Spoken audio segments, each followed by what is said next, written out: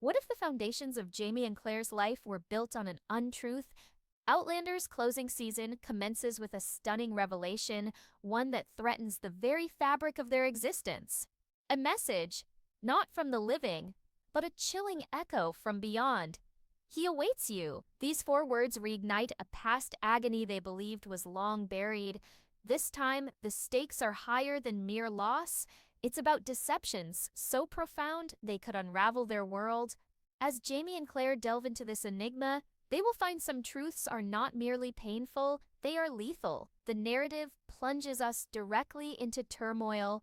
After enduring war, heartbreak, and immense sacrifice, Jamie and Claire, finally finding a semblance of peace, are confronted by an unforeseen tempest.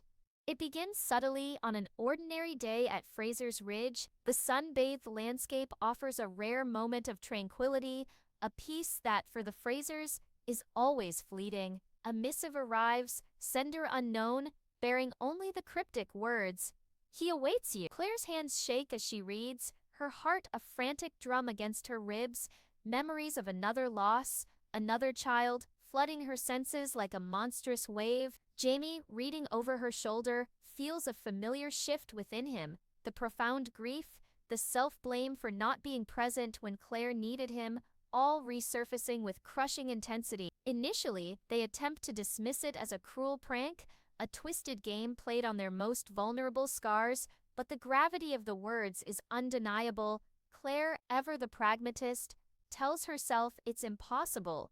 She knows the finality of death, yet, a persistent inner voice, one that has witnessed the unbelievable time travel, survival against insurmountable odds, whispers, "Why not this too?" Jamie, outwardly stoic for Claire's sake, is nonetheless haunted by the message. In the dead of night, with Claire asleep, he scrutinizes the note, the script eerily familiar, yet eluding recognition. Is it a specter from their past, or another cruel turn of destiny's wheel? Their quest for answers leads them to someone who might hold a key, Brianna. Her earlier, seemingly casual mention of a premonition regarding her lost sibling in a previous season now appears as a dire foreshadowing. When Claire approaches her, Brianna's reaction is guarded, her words veiled, her gaze avoiding Claire's desperate search for truth. Some secrets, she intones, are best left undisturbed, but Claire cannot let the past remain shrouded. Every instinct screams that there is more to this, more than anyone is willing to reveal. If a sliver of hope exists that her child might live, she must pursue it regardless of the peril. The tension escalates with each passing moment. Jamie, torn between his protective instincts and the pursuit of this elusive truth, is besieged by memories of that long-ago tragedy, the guilt, the overwhelming sense of failure, Yet, now, something more potent than guilt fuels him hope, and just as matters seem to reach their peak complexity, Lord John Grey reappears, not merely as a supportive friend, but as one burdened by knowledge he is reluctant to share. When Jamie confronts him, the air crackles with unspoken fears. Lord John's usual composure is replaced by a deep unease, his warning stark, "You cannot comprehend the depths of what you are stirring, Jamie. If you value your family, abandon this pursuit." But Jamie Fraser has never abandoned family. As their investigation deepens, so too does the peril. Shadows lengthen, whispers speak of unseen eyes watching, of their every move being tracked. A chilling understanding dawns. Someone wishes for the truth to remain buried, and they will stop at nothing. But Jamie and Claire are not the only ones ensnared. Young Jemmy, their grandson, though unaware of the full story, begins to feel the tremors of a life built on concealed truth. His intuitive connection to the past grows stronger, and with each unanswered question, the unspoken bond between him and his grandparents deepens, threatening the fragile peace of their present. As the invisible walls constrict around them, Jamie and Claire must determine the lengths they will go for this truth, because if this child is alive, finding him will not just be a quest for answers, it will be a fight for their very survival, and this is merely the weight of the letter hangs over Jamie and Claire like an impending storm, each breath heavy, each second saturated with the agonizing question, what if, but hope, a treacherous beacon, can lead to obsession, and as they chase this faintest glimmer, the line between hope and desperation blurs. Claire's mind is a maelstrom of logic and emotion.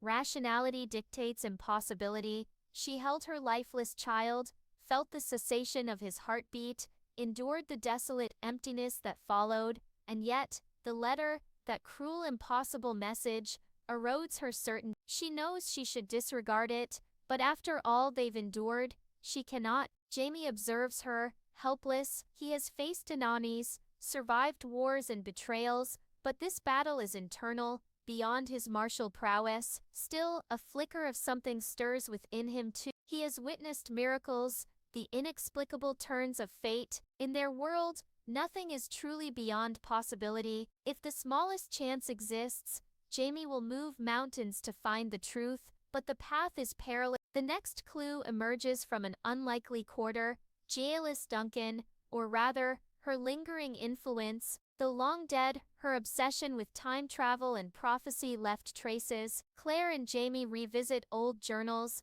seeking understanding. One passage, cryptic and chilling, speaks of echoes in time, children lost but not truly gone. You should not be seeking this, Claire. A remembered voice from Jaelis's writings seems to whisper, laden with ancient menace. Some doors are meant to remain closed. The words strike like venom. What did Jaelis know? Claire presses on, her voice tight with a desperate need, but the writings offer only riddles, warning that disturbing the temporal balance could unleash consequences beyond their darkest imaginings. Yet, the Frasers have never shied from truth, however terrifying. Back at Fraser's Ridge, disquieting signs manifest, a child's toy unfamiliar, left on their doorstep, faint, childish laughter, carried on the wind, the overwhelming sensation of a presence, unseen but felt. Initially they attribute it to grief-fueled paranoia, but the occurrences are too tangible to dismiss. Then the visions begin.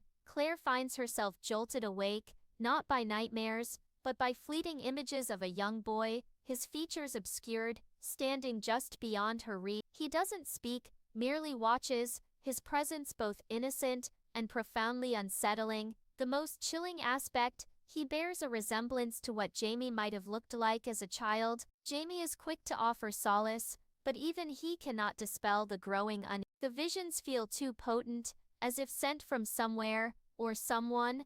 Another token arrives, not a letter this time, but a small carved wooden soldier, clutched in a child's hand in one of Claire's visions. Claire's hands tremble as she later finds a similar, though weathered toy in an old chest of Jamie's childhood belongings. Hope, sharp and painful, pierces her. Could it truly be a sign, or is a malevolent force manipulating? Determined, Jamie and Claire decide they must seek someone who understood the old ways, the hidden currents of the Highlands, perhaps someone connected to the stories Jenny used to tell, of seers and second sight. If anyone can interpret these strange portents, it would be such a person. Their search leads them to a reclusive old woman, living deep in the hills, known only as Morag. She is said to possess the sight.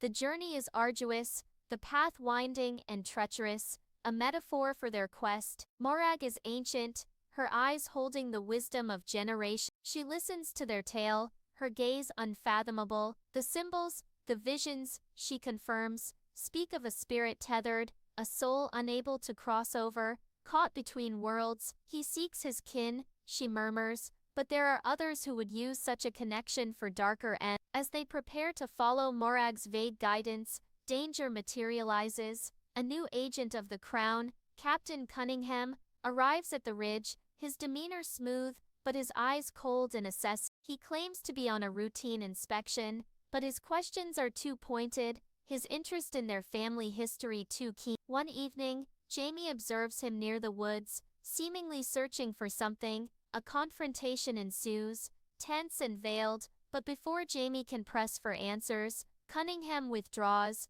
leaving only an unspoken threat hanging in the air. How can they rest when the past refuses its grace? As Claire and Jamie steel themselves, one thing is certain, this is larger than them, larger than grief. Someone, or something, is manipulating events, from the shadows, and survival will mean confronting not only the specters of the past, but the rising darkness before them. The battle for truth has commenced, and for Jamie Fraser, it may prove his most harrowing ordeal. The veiled threat from Captain Cunningham is more than a warning, it's an assertion of power, but Jamie and Claire have traversed too far, endured too much, to retreat. The guidance from Morag is cryptic, yet their resolve burns fiercely. Each step taken unravels more of the enigma, but each answer reveals another layer of jeopardy. It starts with a name, whispered by Morag, the Bone Collector, a shadowy figure rumored to deal in old magic and lost souls, said to operate from the dimly lit closes of Edinburgh. Desperation compels Jamie and Claire to take the risk. Their journey takes them to the city, a place teeming with secrets and lurking dangers. The contact, a furtive man named Silas, speaks in riddles, hinting that the Bone Collector knows of ways to communicate with the lingering one. He tells them that such spirits are drawn to places of strong emotion, places where their lives were meant to be. Then comes the true jolt. Silas speaks of children whose spirits were stolen or misplaced by powerful dark forces, sometimes for leverage, sometimes for reasons beyond mortal ken. He suggests the child they seek may be caught in such a web. Claire is caught between dread and a fragile hope. Could it be that their son was not lost to natural causes, but was a victim of some arcane malevolence? Meanwhile, Jamie feels the tightening neck. Captain Cunningham's presence looms large in his thoughts. Who is he really? And why does his interest feel so predatory,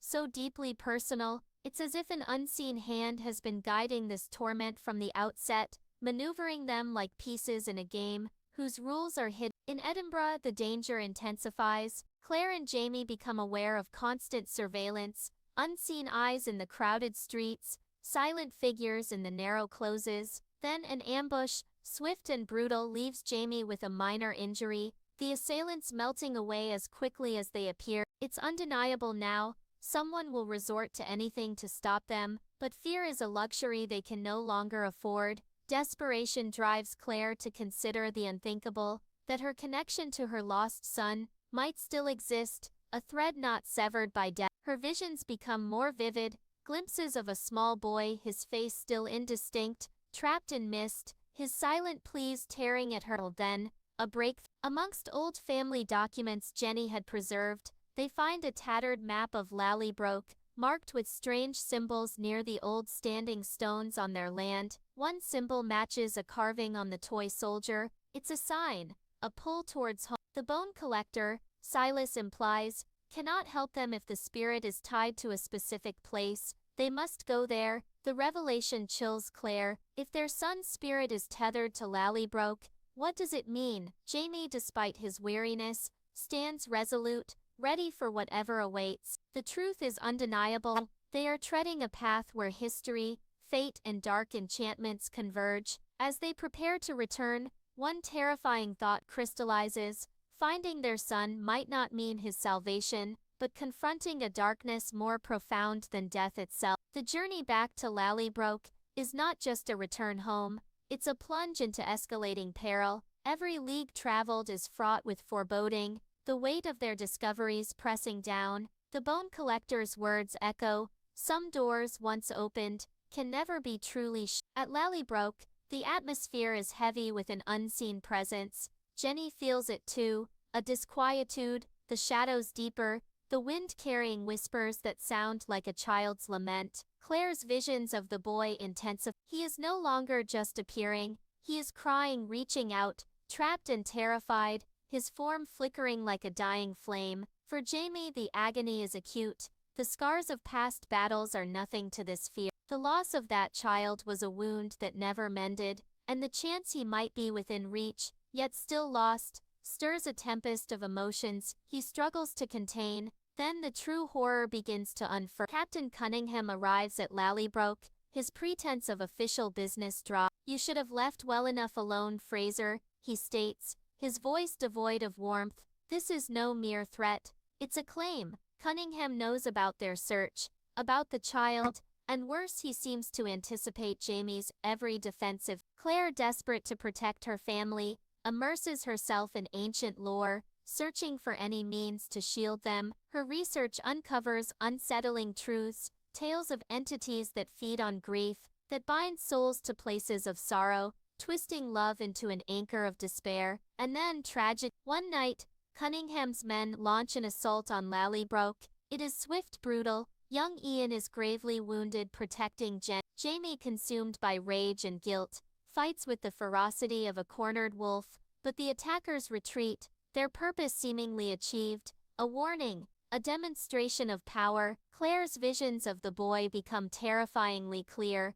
He is not alone. A shadowy figure looms behind him, its presence exuding ancient malice, as if something evil is holding him captive beyond the veil of life. The message is unmistakable. If they persist, they risk not only their lives but their very soul. For Jamie, this is his ultimate battle, not against a mortal foe, but against an insidious fear that saving one child might mean sacrificing everything else he holds dear. The weight of his past, his regrets, threatens to consume him. Yet even facing oblivion, Jamie Fraser is defined by his fight for those he loves. As the vice tightens, Claire and Jamie prepare for a confrontation that defies all reason. The clock is relentless, each tick drawing them closer to a revelation that could either restore their lost son or obliterate all they have ever fought for. The danger is no longer abstract. It is at their door, its breath cold on their neck. Every part of Lallybroke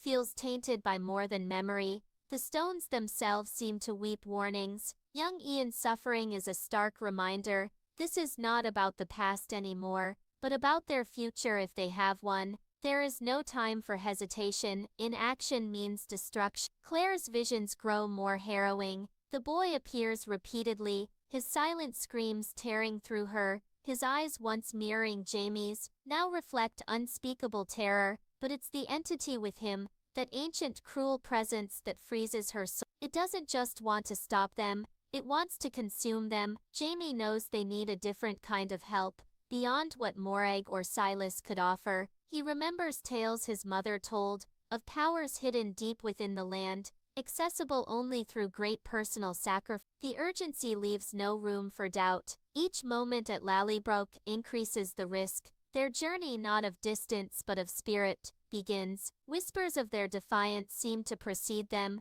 Cunningham's agents are everywhere, but their true hunt is for something far more elusive. In a hidden glen, said to be a place where the veil between worlds is thin, they find what they seek. Not a person but a ritual described in a fragment of an ancient text Jamie's mother had treasured. It speaks of facing one's deepest sorrow, of offering a piece of one's own soul to reclaim what was lost. The ritual requires them to confront the memory of their child's passing, not as a distant event, but as a present visceral pain. The cost is terrifyingly clear. Blood will be shed, and time itself will demand a reckoning. The revelation is a poisoned chalice. Bringing their son back is possible, but it will extract a terrible price. What, or whom, must they forfeit? Jamie, ever the shield, is prepared to offer himself, but Claire will not allow it. She lost one child to fate. She will not lose Jamie to a desperate bargain. As they study the fragmented text, they grasp a horrifying truth. The entity holding their son is no mere spirit, but a being that thrives on broken timelines, on the anguish of what might have been. Cunningham is its servant, tasked with maintaining the sorrow it feeds upon, or punishing those who would mend the breaks. Time is a ravenous beast. Claire realizes there is one final desperate act. The ritual demands that Jamie relive, not just the moment of loss, but the choices that led to it, the paths not taken, the joy that was stolen. Only by confronting this tapestry of grief can the entity's hold be broken.